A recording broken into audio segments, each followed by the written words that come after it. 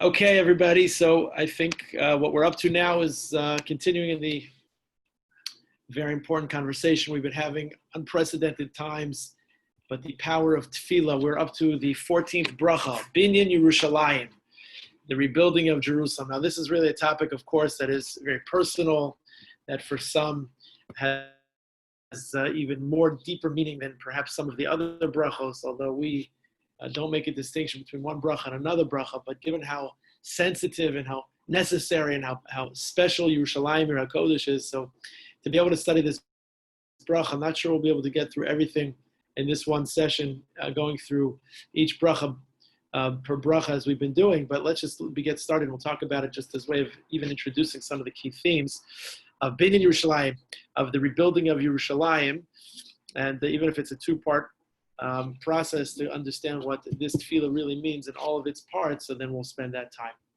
Okay, so let's begin.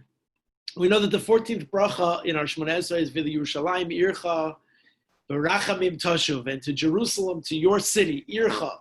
And we're going to obviously try to figure out and dissect why it's called Ircha, your city. Why isn't it called our city? Why isn't it called the ear of Shalom, the city of peace? We'll get to that, because we know that the Yerushalayim,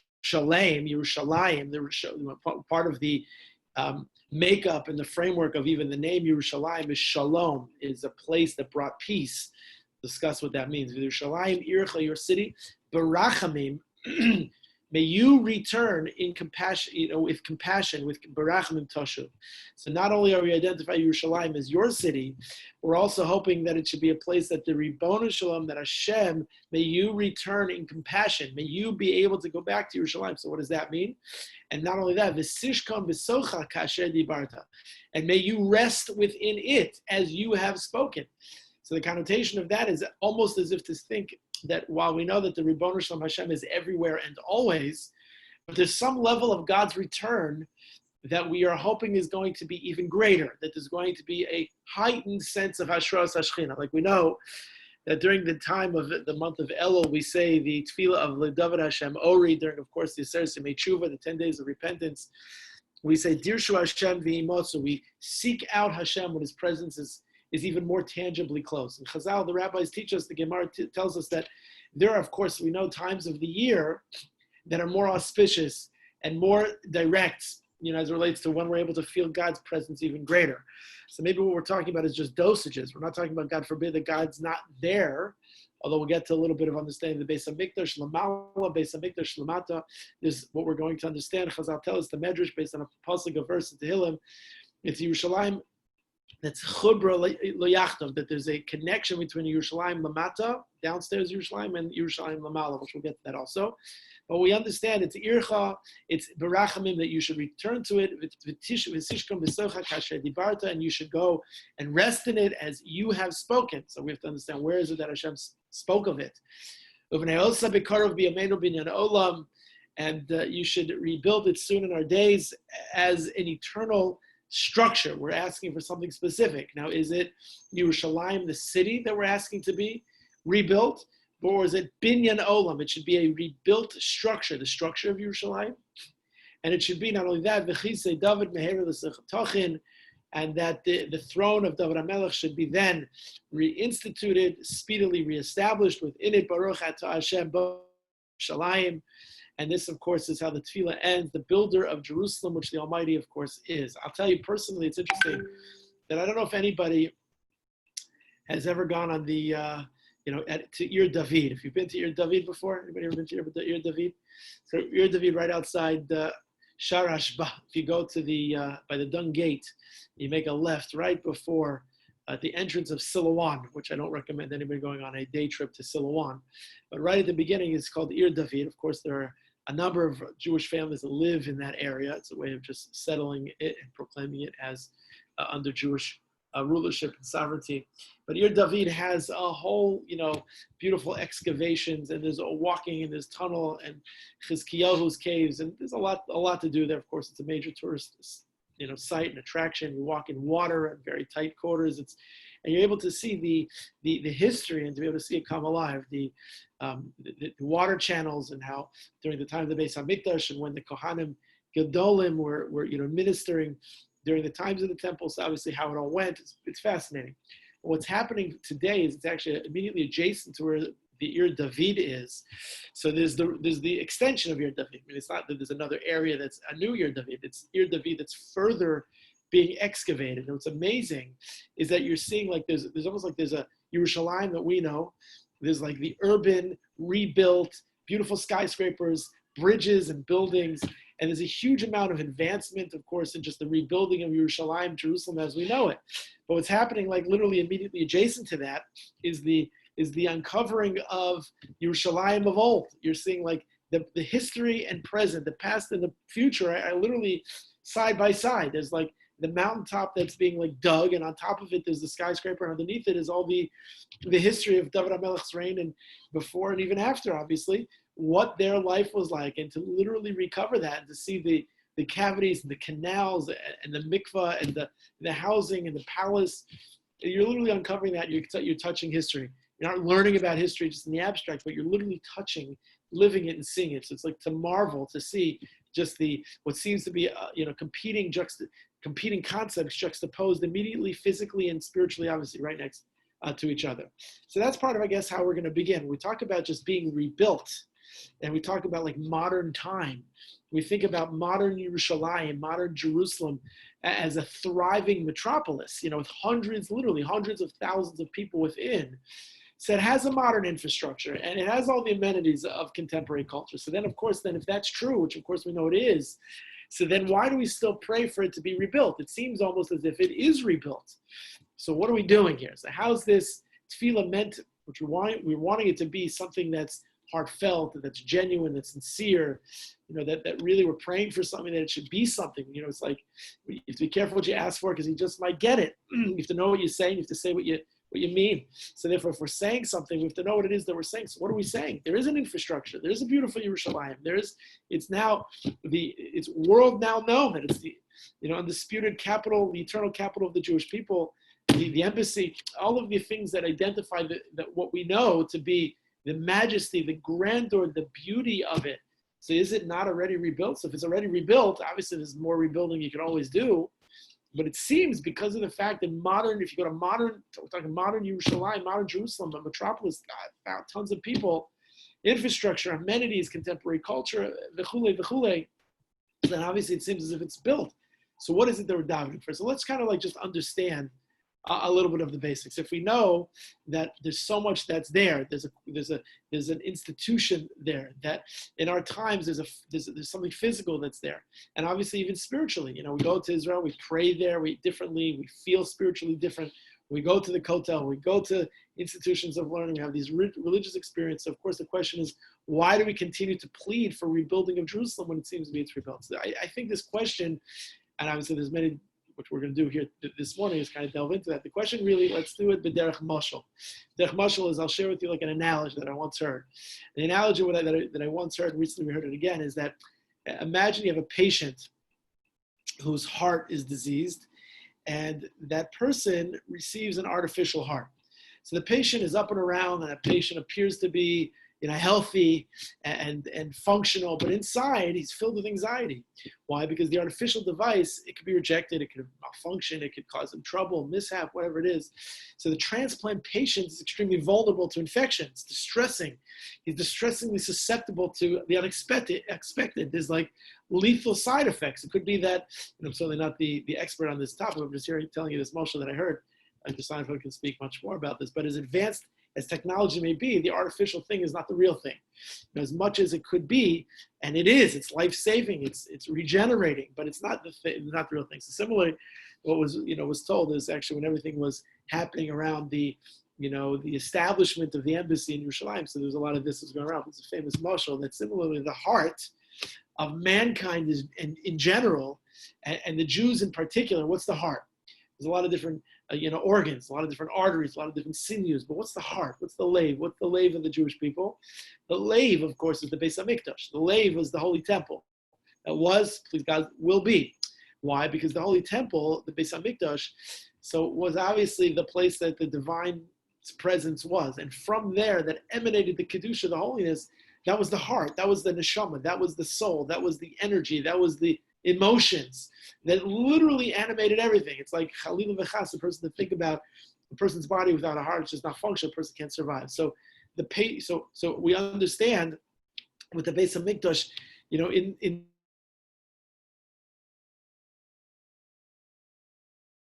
that Adam Arisha, the father of mankind, was created. It was there that the Ribono Shalom breathed life into the nostrils of Adam and us. The Ribono Shalom continued to pump vitality into man through the Beis Hamikdash, as the Beis Hamikdash was until it was destroyed. And so what that means is now it's almost as if we're like maintained artificial. This is what's sustaining us, but it's not the same.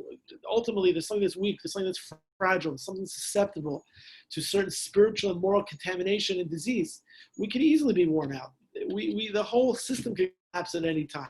There's a ton that's holding us together. There's the people, there's the IDF, there's the national story, the yeshivas, the schools, the shuls, the other holy places. In Yerushalayim, in particular, it's unbelievable. It's wonderful. But it's not the Beis Hamikdash. It's not the temple. And so obviously there's no guarantee without the Beis Hamikdash how long anything could ever be. And the impermanence of anything and everything obviously couldn't have been made clearer during the time of the past number of months where everything literally all around the world was closed down. I mean, with rare exception, was everything shut down. So therefore what we do is we're fervently praying, we're davening for the rebuilding of Yerushalayim with the Beis Hamikdash at its center. For that alone will be an eternal structure. So to say that it's the eternal capital of the Jewish people, that we all say. And that something will never change. That's something that will always be. But the eternal capital of the Jewish people in Yerushalayim Eretz Kodesh needs its main organ. And the main organ that it needs to pump the spiritual blood throughout the artery, the veins of its institution, of its edifice, of its people, is the Beis Hamikdash in a way that we don't even really understand. That's what I kind of want to explore right now. So I just want to kind of piggyback on that mashal and just share with you, just kind of by way of introduction, a beautiful first that I want to share. It's from the Sifsei Chaim that was written by Rabbi Chaim Friedlander. And in his piece here that I want to share with you, he talks about if it would be only possible for us to understand what Yerushalayim once was, then we would know why we pray for it to be rebuilt. The problem is that if you don't have a dimion, if you don't have a thought in your mind, if you don't have something to yearn for, to appreciate, or to understand really what it is, so what are you davening for? Like we don't really even understand what it is that we're missing. So when we say so we're going to get to that tefillah later on. We say that we should be zocha our eyes to see, to behold, like what is it that we're wanting to behold? In fact, I'm reminded of, I don't know if anybody's walked through the Ir David water channels and the tour and the hike, but at the end of it, like literally when you're exiting and you can go and what you do is you exit out to where like the taxis are by the Kotel Promenade there. So there's a beautiful mural. If anybody knows what I'm talking about, there's a big like life-size mural on the wall on the right side when you walk out of your David, and the mural actually was crafted to depict what it looked like, what the shuk looked like, what the sale of the animals looked like, what the commerce looked like, the mekach or memkar, what the interactions between the people looked like, what was the scene. And I found myself like literally standing there and just imagining myself like walking into that shuk. You're like thrust back in time. You're able to see what it looked like. And it's extraordinary. And that's a very important thing. It says the Sifsei Chaim or Rabbi Chaim Friedlander, it's important for us to like try to understand what it was. And this is what he says. Kasher yodim mevinim mahaisa gadlusa gashmis v'ha'ikar ruchnis shel Yerushalayim b'binyana. If it was only possible for us to know and to understand what the greatness of Yerushalayim was in its rebuilt state, what it used to be, both physically and spiritually. So then what he writes is Hasim Hetiv Be'eza Midura Omar Matzva B'chayvana Kayom. He says that if it would be that we'd be able to perceive the physical beauty and more importantly the spirituality that was there, so that we'd be able to appreciate actually how terrible, how bitter its ruin is, how the state of its ruin is today. Like we don't even necessarily like understand what that is. We all know, sure, that there's halacha and Shulchan Aruch that if you build a new property, you build a new house, so you're supposed to leave a portion of your house unfinished, and that's imesh kachech Yerushalayim. When you go to a wedding, right before the chassan steps on the glass, which in and of itself, stepping on the glass is a function of remembering the destruction of the Beis Hamikdash. So imesh kachech Yerushalayim. Some people have the minhag to actually place ashes on the head of the chassan and kala. But besides that, so you go to Israel, and everyone is ecstatic and euphoric. You get to the old city, and most people know that you're supposed to tear your garment. So if you're tearing your garment, so when you get to the old city, you tear your garment. You see the kotel, you see the walls, of the outer walls of the old city. So it's a function of mourning. You feel that pain. But other than that, besides those kind of almost ceremonial things that we do, like the mourning that we feel, you feel like euphoric. So what does it mean? So what we realize is that if we would only understand the physical and the spiritual realities of it, we'd realize and appreciate the terrible and bitter state of what it is. And this actually he says, V'zeh tshuva le'elu ha'ta'onim. There are those who make the following taina. They say that they have the following, they have the following complaint. What do they say? And this would be the response to those people. They question the pertinence of calling, we say the only time we change the tefillah of Yerushalayim, Ircha, is on Tisha B'Av. On Tisha B'Av, we supplant or we add this section of Nachem, right? So the section of Nachem, which is a prayer on Tisha B'Av. So then what does it say there? What does it feel? It says, Ha'ir ha'charva v'ashemma, that it's the city that's desolate, it's a city that's in ruins. So people say, what do you mean? It's in ruins, it's desolate. It's not. What's the pertinence of calling Yerushalayim desolate and ruined? That's literally the text of the Tisha B'Av Tefillah, the insertion.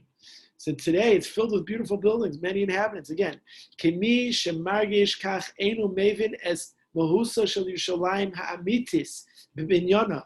He says anybody who feels that way and asks even that question doesn't really understand truly the true essence of Yerushalayim is when it was in its full shahaisa malaya baruchnius begashmius uvekedusha, that a person who asks even that question, the question is an indication of the flaw of really understanding what it is. You don't know what the spirituality is. You don't know what the holiness is. If you're even asking, like, what do you mean? It's desolate. It's ruined. It's not desolate. It's not ruined. But a person who knows, he says, achmisha yodea mahaisa Yerushalayim. But a person who knows what Yerushalayim was, so a person margish hetiv shekahayom onu adayin bebira amiksa, which means a person feels that we're in a deep pit, and that there's a need to awaken great mercy from the Rebbe Shem. That's what it means when it says, when we say return in mercy. We need Hashem's mercy that should come back as it's supposed to be. Why? Because if we're just to understand the distance between where we are and what it was, with all the advancements and with all of the technology, with all of the building, it's still a huge gap. And that gap is what we're davening for. We're praying for. Now, of course, then the question is, and which is where we transition, is if we're supposed to perceive what it was like, and we need that perception to help us make our tefillah most meaningful, so that when we ask for what we're asking for, that it could be real. So what was it like? I can't go back in time. It's true, you can stand by that mural and get a taste, you get a 30-second indication of what it looked like. But again, it's only a piece of art. It's a mural. It's not literally living and touching. So what was, you say, kadmonios, what's kadmonios? The days of your Lord, the days of past. What does it mean, the Jerusalem, Yerushalayim of old? Ircha of Yasha. What was old Yerushalayim like? What is it that we're trying to recover, to recapture? So that's what we have to do. So it says that it's one thing for the Sifsei Chaim to say that you can't appreciate it until you knew what it was. Okay, but what am I supposed to do? I don't know what it is. So what is it that we're supposed to know? What was it like? So what did the Yerushalayim of old have that we lack in modern day Yerushalayim? How is it different? And how would we want to look once again? Like, what are we davening for? So let's understand a couple of very basic things, which is very important based on a few Gemaras. The first is you have to understand that there was something, Yerushalayim of old was a city of great physical beauty. That's number one. The first is to understand that it was of great physical beauty. And that's what the Gemara Maseches Kedushin tells us. When the Gemara says, number one, this is just interesting, just the language. There's a Gemara in Sukkah, the Gemara in Kedushin. The first is the Gemara in Kedushin. The Gemara says, again, hold on, Asara Kabim Yofi Yardu Le'olam. The Gemara says that there were 10 measures of beauty that came into the world. Kabim is a measure, kav, of wheat. A kabim is a measurement. So the Gemara says that there are 10 measurements of yofi, of beauty, that Yardu Le'olam, that came to the world. So Tisha, Notla, Yerushalayim. 9 of them were taken by Yerushalayim. And the rest, ve'echad kol ha'olam kula. That means 90% of the amount of beauty that came into the world was brought to Yerushalayim. That means it's a physical beauty. There's an actual great beauty. Now, as I talk about physical beauty, what's yofi? Sheker, achein, vehevel hayofi. What's yofi? Is yofi talking about physical beauty? So first of all, you understand that there's a level of it, maybe just being physically beautiful. There's something you look at the landscape, and it's extraordinary. You feel there's something beautiful, but not necessarily is it talking about in that Gemara.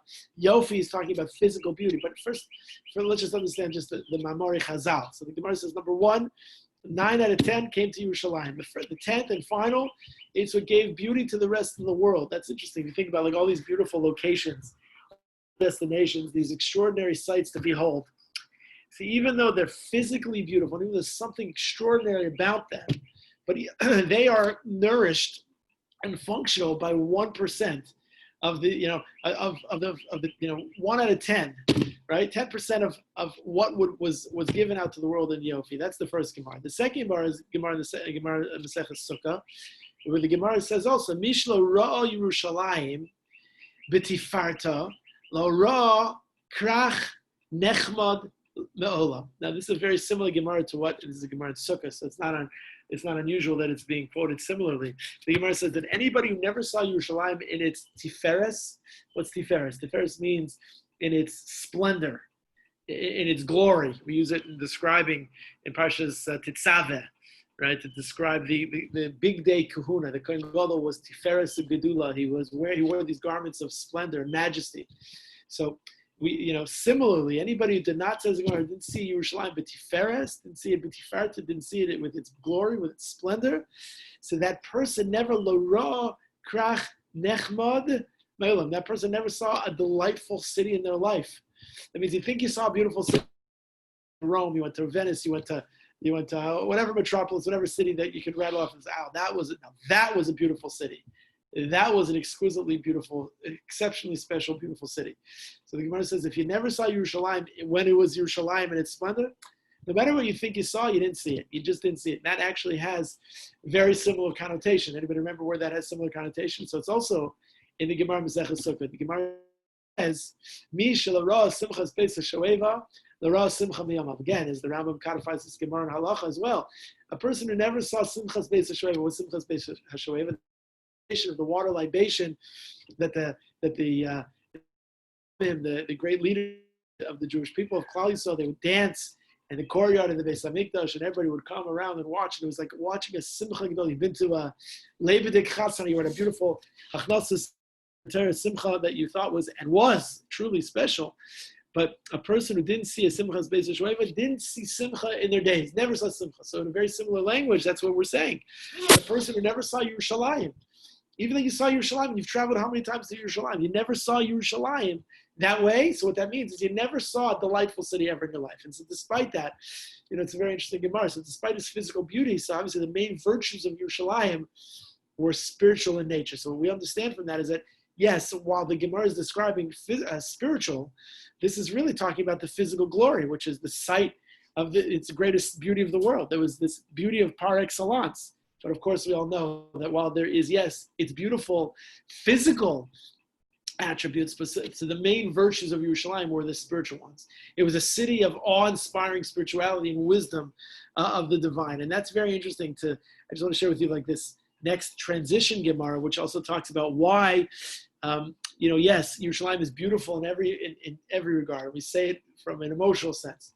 But actually, if you think about it, when we say that it's beautiful, obviously we're talking about mainly is its spiritual beauty, not just necessarily its physical beauty. And that's what the Gemara Maseches Pesachim says. It's also a famous Gemara. And I'm curious what your thoughts are about this Gemara. It says that that Yerushalayim was not blessed with the virtue of every physical amenity. Right? There are places that might be, just from an amenities point of view, from a physical amenities point of view, maybe more beautiful. And that was done. In Pesachim says that was done on purpose. Why was that done on purpose?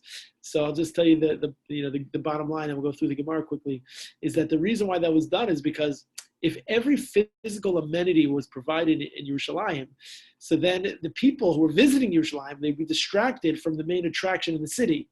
What's the main attraction in Yerushalayim? Not the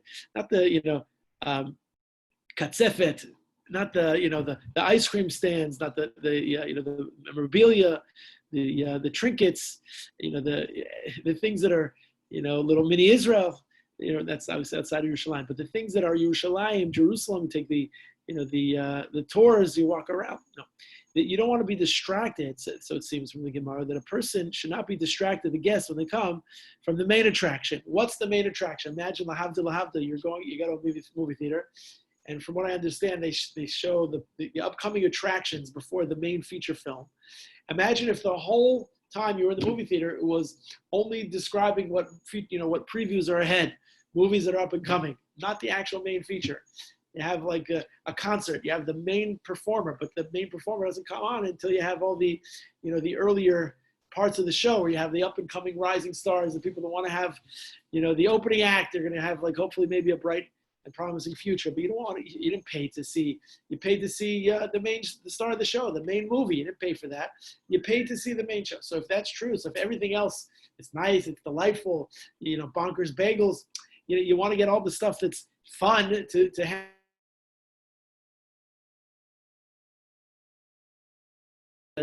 On Daf Ches and Pesachim. Amar Rabbi Alvin Barbar Ada, Amar Rabbi Yitzchak. So Rav Avin, who was the son of Rav Ada, said in the name of Rav Yitzchak, Mipnei ein peiros gneser b'Yerushalayim. So he says, why are there no fruits of gneser in Yerushalayim? Those are like beautiful, beautiful fruits, very sumptuous and plump and ripe and delectable. So why are there no, he asks, why are there no peiros gneser b'Yerushalayim? So this is what the Gemara says, Kidei shelo you oile regalim oimrim. Because you see, who are the oile regalim? Those are the pilgrims. They would come shalosh pamim, they would come 3 times a year, Sukkot, Pesach, Shavuos, and they would come to be oile regel to Makom HaMikdash. So we didn't want them to say something. What didn't we want them to say? Ilmole lo aleinu elo le'echol peros genesa b'Yerushalayim dayenu. We didn't want them to say, had we only come to Yerushalayim just to eat these unbelievable haliga fruits, the peros genesar, then that would have been enough. It would have been dayenu. It would have been fine, worth it to come just for that. So what would it be? That means that the people would not be coming on this pilgrimage to Yerushalayim for the sake for which they're supposed to come. Because even if it would be like, okay, dayenu, it would have been enough. We don't want that to be. There's a specific reason why they're supposed to come. Similarly, Rabbi Rabbi Doistai, the son of Rabbi Yanai, said, it's also, famously, this maybe we've even asked this question ourselves. Like, we're not familiar with the difference between Peros Genes or not, but listen, this maybe we are more familiar. Like, everybody knows about the hot springs of Tiberias, right? Of Tveria. So many people, they like to go to the Kinneret. They like to go to the Chamei Tveria. They like to get the treatment, the luxury of going to the Chamei Tveria. So the question, of course, the Gemara has already asked this question. The Gemara says, why are there not Chamei Tveria? Why do you want to have some similarity to that in Yerushalayim? Right?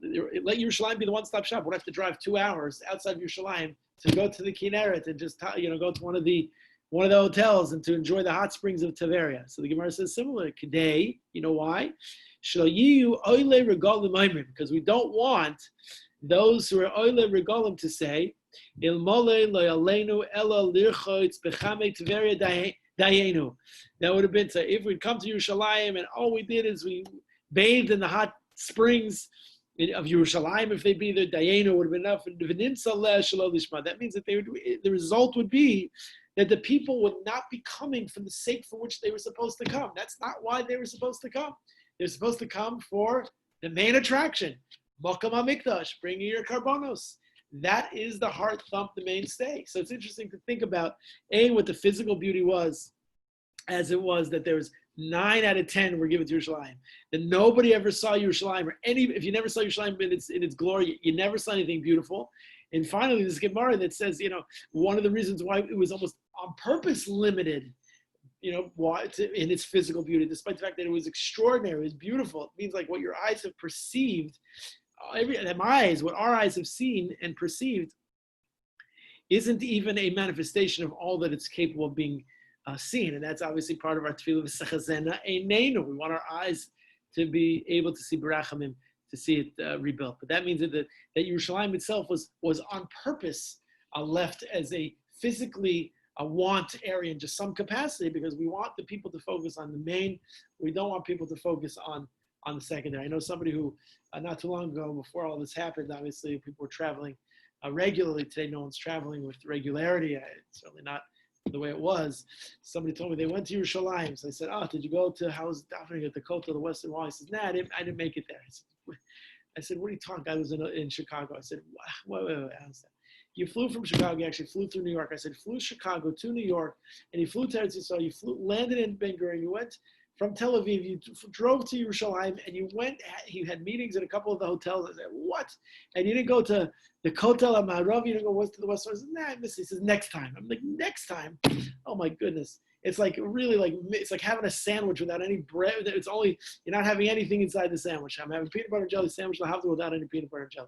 How do you go to Yerushalayim and not go to the Makom HaMikdash, to go to at least daven at the Kotel at least once?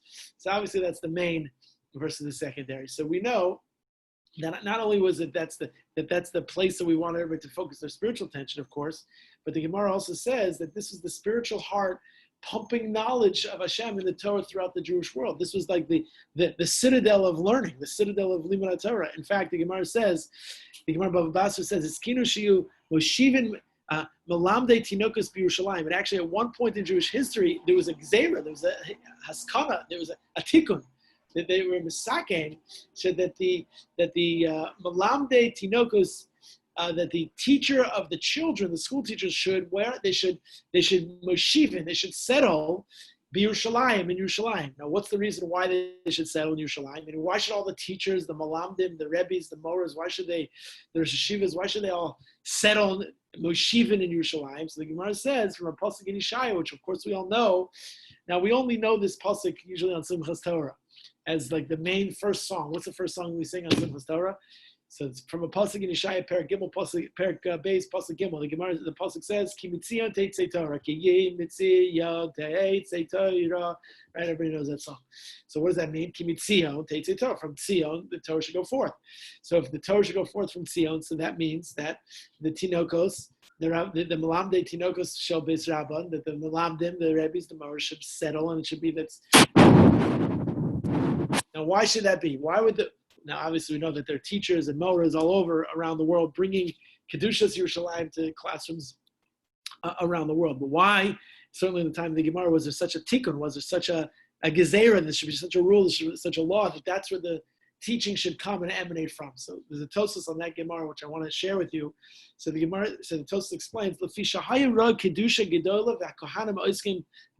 you know why? Because here's what would happen. What's the merit of the teachers sitting there in their classrooms, and they would go on a field trip. The teachers take you on a field trip. What would they see? They would see the kedusha. The kohanim were working in the Beis Hamikdash. They're performing the divine service. So what they would do, your ability to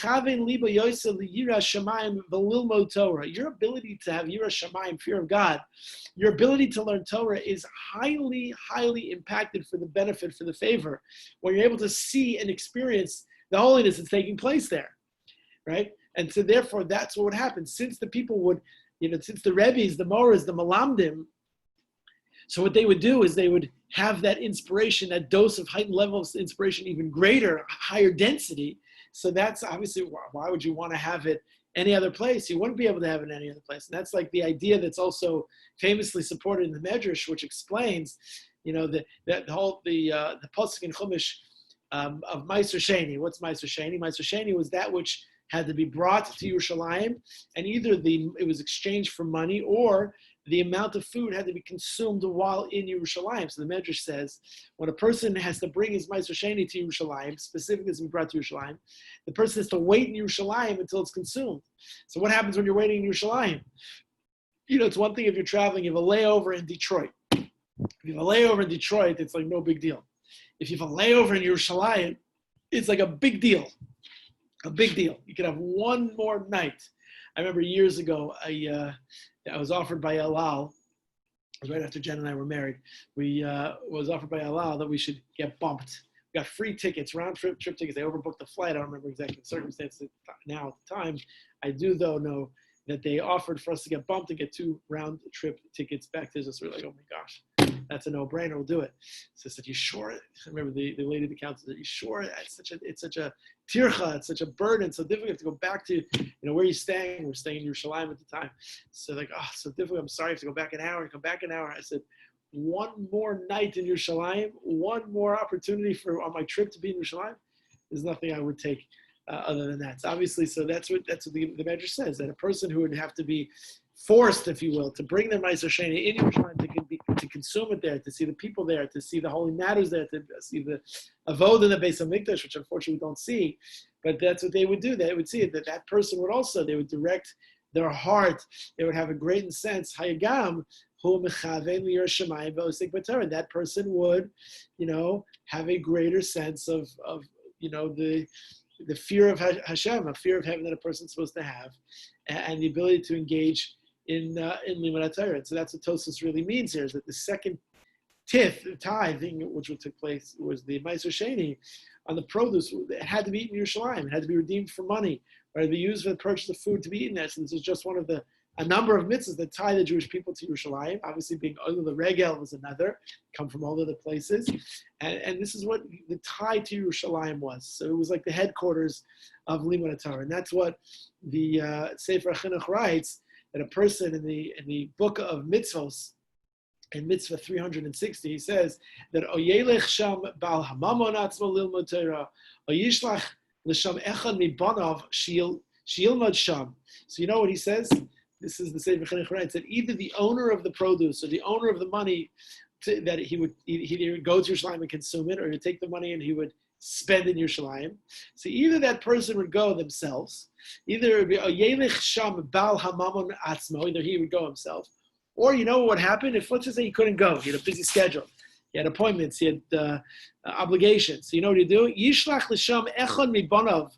He would send one of his children, he would send one of his sons there, one of his children there. Echad mibanav sheyilmod sham v'yanizon ba'oisen perus. You know what happened? He would take the food that he had, he would live off the food, and he would stay there, and he would learn there. And so this is what the Sefer HaChinuch writes. So because of this, because of what? Because of either the Baal Mammon, the Baal Peros, either the person he himself was the Balabas, either that person themselves would go to Yerushalayim, or if he himself didn't go, so then his son, his children would go. So because of that, that means it would turn out, it would come out that in every single house, that means that in every household, there would be at least one family member who's wise. Each one person in the family would be a chacham. So that person, ish chacham yodea haTorah, that person would know Torah. Now, why does that matter that one person knows Torah? Asher yilmad b'chachmosod kol beis aviv. That means that person that went, either was him, or it was a shaliach from his house. So that person would come back, and that person, okay, that person would now, obviously now be the Malamed, would now teach everybody in the bayis, teach everybody in the house, like, wow, look, this is what I learned. V'kach timole ha'oretz Dea Hashem, Deas Hashem, and that's what it means. And the pasuk says that the whole land was full of Das Hashem. The whole world, the whole Eretz Yisrael was filled with the knowledge of Hashem. Now, obviously, it's not a great example, but it's an example. Lahavdil, lahavdil, lahavdil. You have today, the only thing somewhat close to this as far as sending children is, you have children, boys, girls, that go to yeshivas and seminaries for the year. Usually a gap year between high school and before they start college or the next program that they do. So sometimes those kids, they come back from Eretz Yisrael and they're all fired up. They now want to keep Shabbos differently. They now want to dress a little bit differently. They want to, keep kosher a little bit differently. They want to talk a little bit differently. Like, when did that happen? How did that happen? It happened in Yerushalayim. Somebody will say, like, I don't know if I was once part of a conference of mechanchem, of teachers, and there were a lot of principals that were there. And they said, like, I understand, we have these kids for 12 years in the yeshiva system. They go to Israel for the year or two, and they come back, and now they want to keep Shabbos, and now they want to keep kosher, and now they want to be careful with Shmir Seinayim. Now they want to make sure that they're, doing certain things that they should have always been doing. And the answer is, there's something holy about Yerushalayim. There's something holy about Eretz Yisrael. We all know that. So that's what I think the Sefer Chinuch is really saying, is that it's not just that he himself would be that way, but even somebody who goes there. So they come back, and so they come back and they teach the house. Obviously, I've said to a number of people, there's a right way to come back. Obviously, children aren't meant to be melamed their parents. Obviously, in certain situations, that's what ends up happening. And there's a right way to do that. There's not.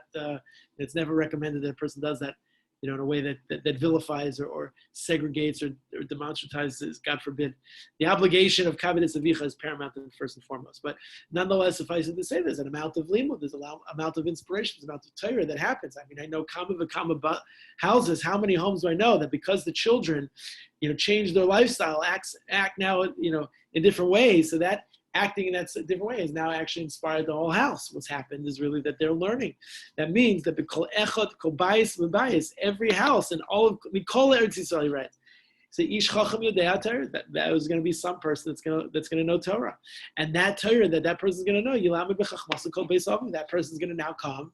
I don't know if it's a chiyuv, but that person's by definition is that person's going to now teach Torah to the people that are in the house, and that's what's going to be v'kach, and therefore we're going to see that's a manifestation of timolei haaretz de'as Hashem. That's a manifestation of the pasuk of the idea that the whole land is filled with the knowledge of Hashem. So that's really kind of like, I would even say that these sources are really just an introduction, just to introduce the concept of realizing just the mashal of the heart, and that without realizing the Beis HaMikdash as the main organ that the body needs, we shouldn't think that it's strong, yes, and it's powerful and it's extraordinary, but it's also compromised. It's also with anxiety. We don't know what's going to be with the Beis HaMikdash. It's there and forever. And in fact, one of the reasons why, Moshe Rabbeinu not going to Eretz Yisrael, for example, according to some of the commentaries, is that had he entered into Eretz Yisrael, the Beis HaMikdash would have never been destroyed. And some say that the fact that Beis HaMikdash was destroyed was a chesed. Why? Even though it's a terrible destruction and it's terrible reality. So if there would have been the wrath of Hashem because of the, impervious ways of the people, that wrath would have been visited on the people. So then obviously that would have been much worse. Now it was visited upon bricks and mortar, which is worse than it's a terrible situation, but certainly not worse than having it visited on people. So Moshe Rabbeinu is not entering into Eretz Yisrael, really protected the people, because Chazal say that had Moshe Rabbeinu entered into Eretz Yisrael, the Beis HaMikdash would have been built, and that Beis HaMikdash of Moshe Rabbeinu would never been able to be destroyed. So it would have been Leolam, would have been forever. So the fact that there's a yearning for a Beis HaMikdash is an indication, really, of Moshe Rabbeinu is not going to Eretz Yisrael. That's obviously more so for a topic of another time. We have to appreciate, says Chaim Friedlander, like what Yerushalayim was. You have to know what you're davening for. If you understood what it was, and what we're praying for it to be rebuilt, what was it? There was a physical beauty of the Gemara in Kedusha. There was a par excellence, the Gemara in Sukkah. Just to even digest that idea, you never saw Simcha in your life. And then just understand that even though it was beautiful, there was some bit of it that was left out because we don't want to focus on something that was secondary, but obviously there's Iker Tuffle. We want to make sure that the Tuffle, that the secondary remains secondary. It's not the Iker, it's not the mainstay. And that's the idea that it's the center, it's the epicenter, it is the source, it is the nucleus, it's the thump of what we're supposed to focus our attention on. That's the heart of spirituality. It's where pumping Torah knowledge comes from throughout the whole Jewish world. Remember, that's the Gemara said that Ki mitzion teitzei Torah, the tikkun of the Moshivim, Milamdei Tinokus B'Yerushalayim.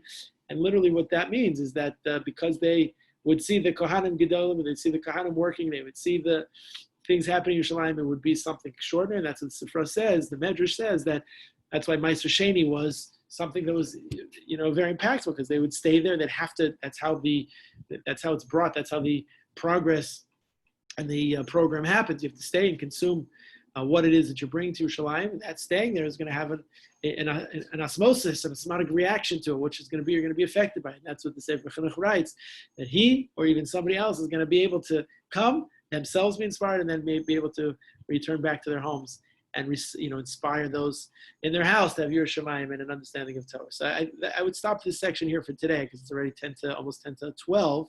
But what I would do now is just know that we're going to continue the topic. And I think I'm going to pick up next time from Ircha. What does it mean that it's Hashem's city? We asked that question at the beginning. Why do we refer to Yerushalayim as God's city? Why not to the city of the Jews? Or as I said, the city of Shalom, Ir Shalom, which is Yerushalayim. But we'll pick up from that, please God, next time. But what we'll do now is I'll open up to any questions, comments, concerns, worries, anything related to this topic or beyond, should you have them. Anybody?